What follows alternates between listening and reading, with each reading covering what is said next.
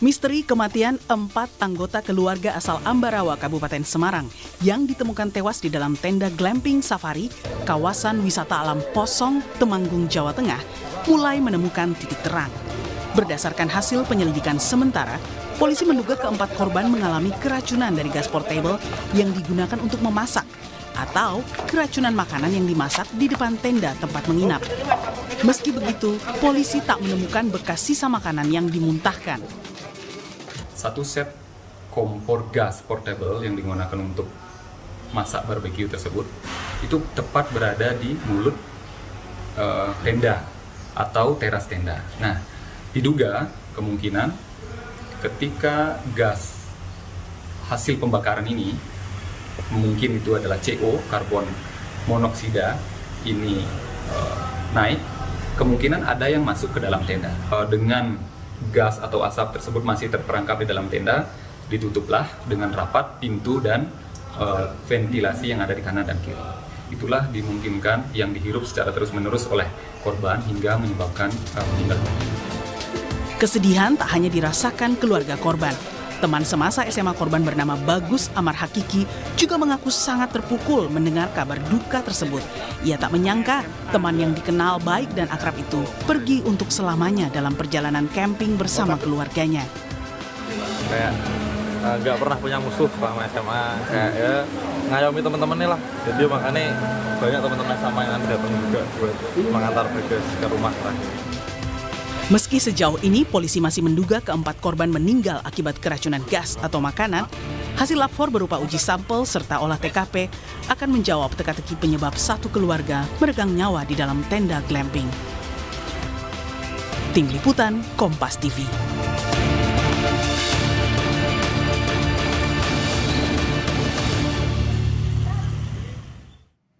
Untuk mengetahui sejauh mana soal keracunan gas portable atau makanan bisa merenggut nyawa, sudah ada dokter spesialis forensik RSCM, Ade Firmansyah.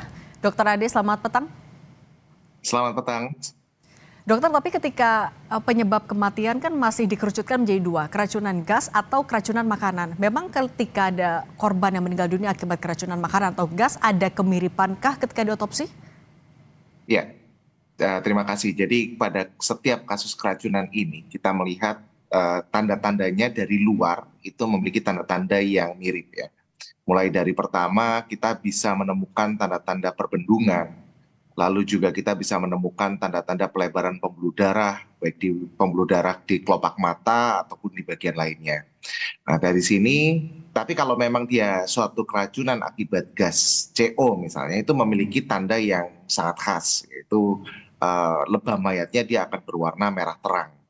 Karena apa? Karena sebetulnya gas CO ini seperti tadi kalau misalnya kita lihat kita tilik dari temuan di TKP yang dijelaskan itu memiliki adanya pembakaran ya, seperti melakukan bakar-bakaran ya, maka gas yang dikeluarkan adalah akan menjadi gas CO2 dan CO ini akan memiliki tingkat afinitas atau ikatan dengan hemoglobin atau zat merah darah itu 250 kali lebih kuat daripada oksigen. Sehingga di sini mengakibatkan darah itu mengandung banyak oksigen tapi sebenarnya oksigennya tidak terikat dengan hemoglobin sehingga dia akan akhirnya sel-sel tubuh itu tidak bisa menggunakan hemoglobinnya. Akibatnya darah berwarna merah terang, tubuh pun berwarna merah terang. Dan ini akan kita temukan juga pada saat kita lakukan otopsi. Organ-organ tubuh juga berwarna merah terang dan kalau misalnya juga benar dia menghirup gas maka kita akan melihat sisa jelaga di dalam saluran pernafasannya seperti itu. Jadi ini yang akan menunjukkan apakah benar orang ini meninggal akibat gas karbon monoksida. Untuk menegakkan apakah benar dia meninggal akibat keracunan gas monokarbon monoksida atau meninggal akibat keracunan makanan, maka kita kembali lagi secara forensik menegakkan diagnosis kematian akibat keracunan itu memerlukan beberapa hal. Yang pertama, kita harus ada namanya anamnesa kontak ya. Jadi memang benar tempat kejadian perkara itu ada menghirup atau mengonsumsi atau adanya zat racun itu masuk ke dalam tubuh. Seperti tadi misalnya ada cerita bahwa CO-nya itu ada terperangkap di dalam ruang tendanya atau juga adanya sisa makanan yang sudah dimakan. Maka ini harus dilihat apakah memang betul itu mengandung zat racun. Oke. Kedua, kita akan melihat adanya zat yang masuk ke dalam tubuh ini. Misalnya kayak zat karbon monoksida itu kan masuknya melalui saluran pernapasan. Maka kita akan melihat adanya jelaga di dalam saluran pernapasan. Oke. Lalu juga kita cek lambungnya untuk mengetahui adanya sisa makanannya tadi. Nah, setelah itu juga kita akan melihat di bagian dalam tubuh apakah memang ada zat racun atau metabolitnya di dalam cairan tubuh seperti di darah, dan kemudian kita juga akan menemukan adanya kerusakan organ-organ yang diakibatkan oleh zat racun ini. Nah, Maka Dokter Ade, disitulah sorry. katakan. Tapi kalau misalnya kita berbicara soal kasus yang kemarin, ketika misalnya sedang ada masak, seberapa besar kemungkinan asap itu memang bisa terperangkap di sebuah tenda? Karena kan kita bayangannya ini juga sekaligus untuk edukasi, tenda kan tidak betul-betul tertutup rapat. Apa memang tetap seberbahaya itu, Dok? Ya, jadi yang terpenting di sini adalah apakah memang sangat sulit ya kalau ketika kita mengatakan adanya keracunan gas di ruang terbuka, seperti camping itu kan di ruang terbuka.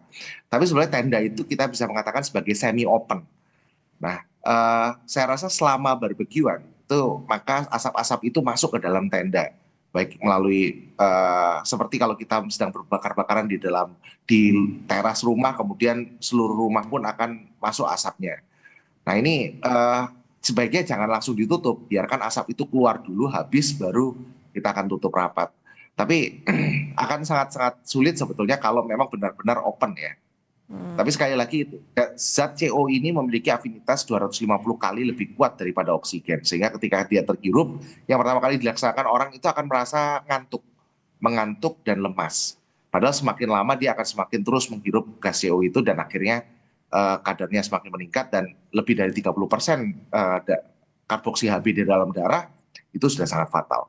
Oke. Dokter Spesialis Forensik RSCM, Dr. Ade Firmansyah, terima kasih sudah berbagi edukasi buat kami. Sehat selalu, Dok. Salam sehat.